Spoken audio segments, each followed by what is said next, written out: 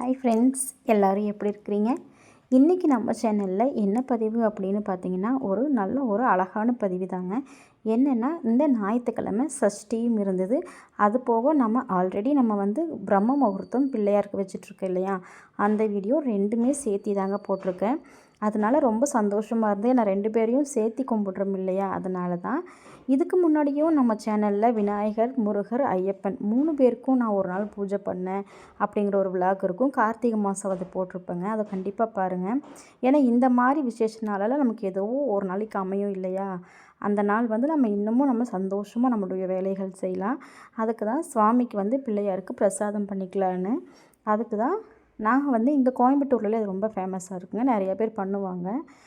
ஒரு டம்ளர் கோதுமை மாவு, கொஞ்சமாக வெள்ளை ரவை, கொஞ்சமாக ஒரு 1/4 டம்ளருக்கு ரவை, நம்ம உப்புமா செய்கிற ரவை போட்டுக்கோங்க.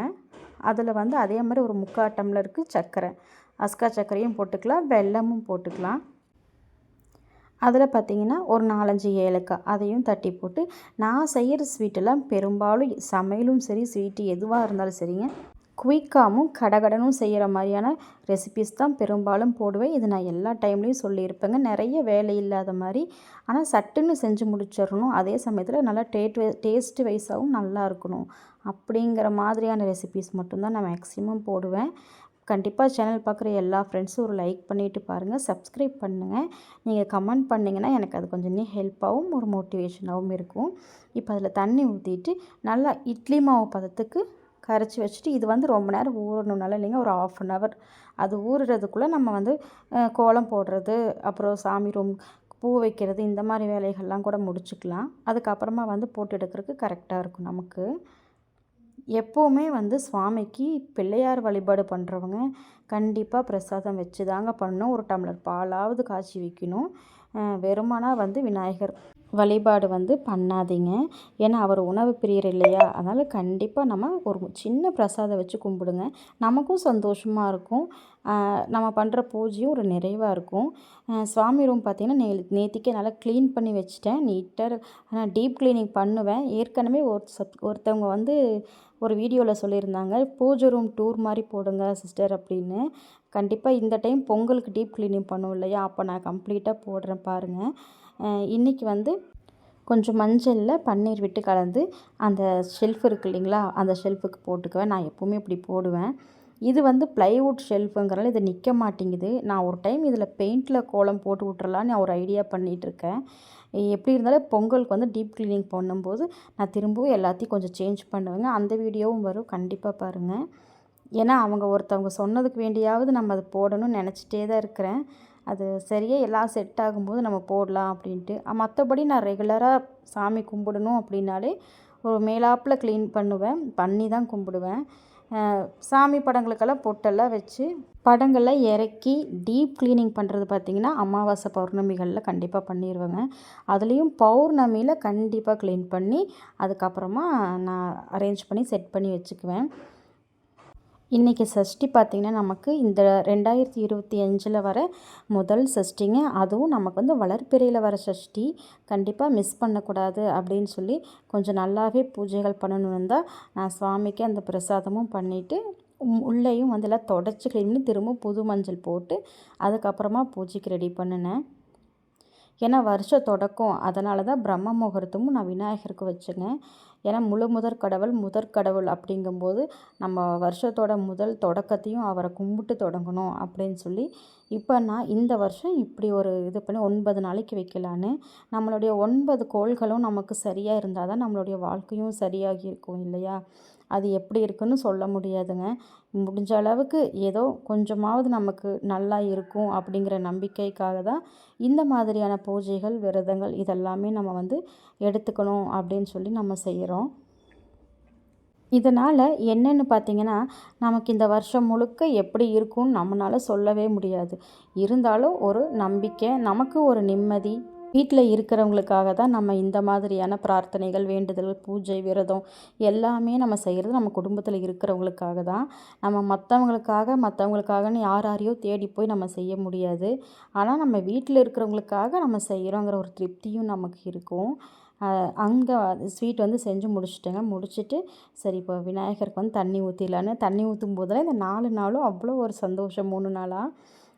ஏன்னா ரொம்ப வருஷம் கழிச்சு திரும்ப எனக்கு ஏதோ விநாயகருக்கு தண்ணி ஊற்றுற மாதிரி ஒரு சந்தோஷம். இன்றைக்கி அருகம்புல்லும் கிடச்சிருச்சு. அதனால் ஃபுல்லாக நல்லா நிறச்சி அருகம்புல்லையே ஃபுல்லாக நிரப்பிட்டு அதுக்கப்புறமா தாமரைப்பூ இருந்தது, அதுவும் வச்சுட்டு சாமிக்கு பிரசாதமும் எடுத்து வச்சுட்டு ஃபஸ்ட்டு அளவாக செஞ்சுட்டேங்க. அதுக்கப்புறம் பசங்களுக்கு ஃபுல்லாக செஞ்சுக்கலாம் டைம் இருக்கும்போதுன்னு எடுத்து மாவு எடுத்து வச்சுட்டேன். நல்லா கற்பூர ஆரத்தி காமிச்சு இன்றைக்கி ரொம்ப சந்தோஷமாக இருந்ததுங்க. ஏன்னா நீ முடிச்சுட்டு இன்றைக்கி கண்டிப்பாக வேல் பூஜை பண்ணிடணும் அப்படின்னு சொல்லி ஒரு ஐடியா.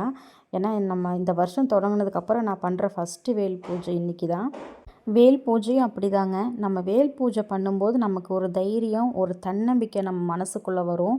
யாரோ நம்ம கூடவே இருந்து நம்மளை பாதுகாப்பாக வழி நடத்துகிறாங்க அப்படிங்கிற அந்த மாதிரி ஒரு உணர்வு வரும் நமக்கு.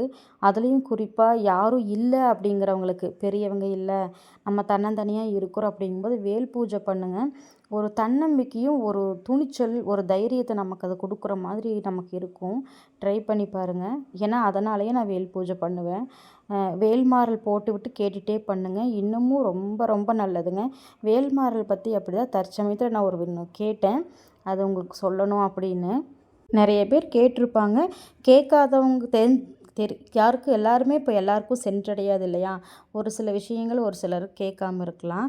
ஏன்னா வேல்மாறல் எப்படி வந்தது அப்படின்னு பார்த்தீங்கன்னா, அருணகிரிநாதர் அருளிய அந்த பாட்டை வந்து வள்ளிமலை சுவாமிகள், அதாவது மலையில் இருக்கிற மக்கள் வந்து ஒரு மந்திரவாதி ஒரு சாமியார்னால ரொம்ப கஷ்டப்படும்போது, நான் வேல்மாறல் அந்த அருணகிரிநாதர் கொடுத்த வேல்மாறலை முன்னும் பின்னுமா மாற்றி மாற்றி பாடி அதோட சக்தியினால் அந்த மந்திரவாதியை நான் எரித்து போகிறேன் அப்படின்னு சொல்லி வள்ளிமலை சுவாமிகள் பாடும்போது அது தாங்காமல் அந்த மந்திரவாதி வந்து எரிஞ்சு அழிஞ்சு போயிட்டான். அப்போது மக்களோட துயரம் தீர்ந்து சந்தோஷம் அடைஞ்சாங்க அப்படின்னு சொல்கிறாங்க. அப்படி வந்தது தான் வேல்மாறல். அதனால் வந்து கண்டிப்பாக அப்படி ஒரு சக்தி அதுக்கு இருக்கும்போது நமக்கும் கெடுதல் தவறுகள் இல்லை வேறு ஏதாவது கெட்டது நினைக்கிறவங்க அப்படிங்கும்போது நிச்சயமாக அவங்க வந்து நம்மளை நெருங்காமல் தடுக்கிற சக்தி இந்த வேல்மாறலுக்கு இருக்குதுங்க. கண்டிப்பாக அதனால் வேல்மாறல் அடிக்கடி போட்டு கேளுங்க. வீட்டில் கேட்க விடுங்க. இன்னமும் ரொம்ப நல்லது. இன்றைக்கி வந்து நான் வந்து பாலும் விபூதியும் சந்தனமும் வச்சு தான் 3 பொருள் வச்சு வேல் அபிஷேகம் பண்ணிட்டேங்க. அபிஷேகம் பண்ணிவிட்டு அதே மாதிரி அந்த கச்சாயன்னு சொல்லுவோம் நாங்கள் எங்கள் ஊர்லெலாம், அந்த ஸ்வீட் தாங்க பண்ணியிருந்தேன். அப்படியே முருகருக்கு வச்சுட்டு நல்லா ஃபஸ்ட்டு பண்ணுறதுக்கு முன்னாடியும் சுத்தமான தண்ணியில் வேலை கழுவிக்கோங்க. பண்ணி முடிச்சதுக்கப்புறமும் அதே மாதிரி நல்லா கைப்படாத தண்ணி நான் வந்து வீட்டில் வச்சுக்குவேன். பூஜைக்குன்னே ஒரு சின்ன ட்ரம்மில் பிடிச்சி வச்சுக்குவேன். அதுதான் விநாயகருக்கு இப்போ யூஸ் பண்ணிகிட்ருக்கேன். முருகருக்கு சுவாமிக்கு நம்ம தீர்த்தம் வைப்போம் இல்லையா பஞ்சபாத்திரத்தில், அதுக்கெல்லாம் கூட நான் அந்த தண்ணி மட்டும்தான் யூஸ் பண்ணிக்குவேன். அதை வீட்டில் சொல்லிடுவேன், யாரும் அதை தொடக்கூடாதுன்னு தொடமாட்டாங்க. அப்படி தனியாக ஒரு சின்ன ட்ரம்மில் பிடிச்சி வச்சுக்குவேன். அதே மாதிரி முடியும் போதும் தண்ணியால் சுத்தமாக கழுவிட்டு அதுக்கப்புறம் நீங்கள் திரும்பவும் மஞ்சள் குங்குமம் விபூதியெல்லாம் வச்சு நீங்கள் ஒரு லெமன் வச்சு வேல் வைங்க. லெமன் வைக்காமல் அந்த கூர்மையான பகுதியை வெறுமனே வைக்கக்கூடாது. சின்ன வேலாக இருந்தால் அது மேலே சந்தன குங்குமம் நிரப்பிக்கோங்க. இதுவும் நிறைய பேருக்கு தெரிஞ்சது தான். இருந்தாலும் சரி தெரியலன்னா அது மறந்துடாமல் அதை செஞ்சுருங்க. நம்ம வேலைகளில் கூட மறந்துடுவோம் செய்யறதுக்கு. சந்தன குங்குமம் வச்சுட்டு டக்குன்னு எடுத்து வச்சு சாமி கும்பிட்ருவோம். என்ன செஞ்சாலும் சில நேரங்களில் அந்த மாதிரி விஷயங்களை மறந்துடாதீங்க. அதே மாதிரி தான் என் வீட்டில் வந்து வெட்டி வேரில் செஞ்ச வேல் கொடியும் சேவல் கொடியும் நானே செஞ்சு நான் ஹாலில் வச்சுருக்குறேங்க. அதுவும் நம்ம சேனலில் வீடியோ இருக்குது, கண்டிப்பாக பாருங்கள். அதில் ஒரு விஷயம் என்னென்னா, நான் அது ஒரு அளவான சைஸில் தான் பண்ணியிருப்பேன். ஏன் அப்படின்னா, ஒரு குறிப்பிட்ட நமக்கு செவுரு அவ்வளோ பெருசு இருக்குது, நம்ம பெருசாக செஞ்சு வச்சிடலான்னு வைக்கக்கூடாது. ஏன்னா வேல் வந்து ஒரு குறிப்பிட்ட அளவில் தான் நம்ம வைக்கணும். அதனால தான் நான் வெட்டி வேரால் செஞ்சாலும் பரவாயில்ல, ஒரு மாதிரியாக அளவான அளவில் செஞ்சு தான் ஹாலில் வச்சுருக்கேன். அது வந்து அவ்வளோ அழகாக இருக்கும் பாருங்கள். அப்படியே முருகருக்கு கற்பூர தீபம்லாம் காமிச்சு, இன்றைக்கி ஞாயிறு இல்லையா, அதனால் நான் சிவன் வழிபாடும் பண்ணினேங்க. ஒருத்தருக்கு சொல்லுவாங்க இந்த கிழமைகளில் இந்த வழிபாடு பண்ணுங்க அப்படின்னு சொல்லி. அந்த மாதிரி ஞாயிற்றுக்கிழமை பெரும்பாலும் நம்ம அசைவம் சாப்பிடுவோம். ஆனால் அது பூஜைகள் பண்ணுறதுக்கு ஏற்ற நாளுங்க. ஏன்னா சூரிய பகவானை கும்பிடுற நாளும் கூட. அதனால் வந்து அது முருகருக்கும் சிறந்த நாள் தான். அதே சமயத்தில் வந்து நம்ம சிவன் கும்பிட்றதுக்கும் நல்ல நாள் தான். குரு பகவான், அப்புறம் அது போக எல்லா தெய்வங்களுக்கும் பெரும்பாலும் ஞாயிற்றுக்கிழமை கும்பிடுறது நல்லதுன்னு தான் சொல்கிறாங்க. நமக்கு வந்து பெரும்பாலும் தெரியறதில்ல, ஞாயிற்றுக்கிழமைனா நம்ம நான்வெஜ் சாப்பிட்றோம் அப்படின்னு சொல்லிட்டு நம்ம கண்டுக்கிறதில்ல அந்த நாளை.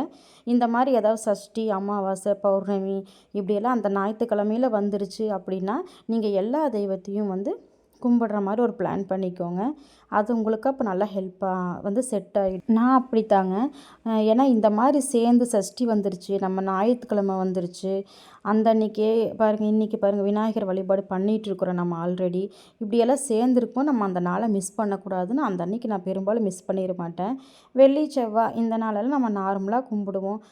அதனால் வந்து எப்போவுமே இந்த மாதிரியான விசேஷ நாள் கிடைக்கிது அப்படின்னா அந்த அன்றைக்கி நீங்கள் முந்தின நாளே பிளான் பண்ணி தயாராகிக்கோங்க. இப்படியே வீடு ஃபுல்லாக சாம்பிராணி போட்டு விட்டுட்டு நல்லா சஷ்டி முடிச்சாச்சு. பிரம்ம முகூர்த்தம் காலையில் விநாயகருக்கும் சூப்பராக பண்ணிட்டேங்க, அதையும் முடித்தாச்சு. நம்ம வீடியோ பார்க்குற எல்லா ஃப்ரெண்ட்ஸும் கண்டிப்பாக சப்ஸ்கிரைப் பண்ணி கொடுங்க எனக்கு. அதே சமயம் லைக் போட்டு கொடுங்க. ஏன்னா நீங்கள் பண்ணுற அந்த லைக்கு, சப்ஸ்கிரைப், கமெண்ட்டு இதெல்லாம் வந்து எனக்கு ரொம்ப ஹெல்ப்பாக இருக்கும். அதுக்காகத்தான். உங்களுக்கு ஏதாவது தெரிஞ்சாலும் அந்த விஷயத்த என் கூட சொல்லுங்கள், நானும் தெரிஞ்சுக்கிறேன். ஏதாவது டவுட்ஸ் இருந்தாலும் கேளுங்க. அப்புறம் வீடியோ பார்க்குற எல்லா ஃப்ரெண்ட்ஸ்க்கும் ரொம்ப நன்றி. பை.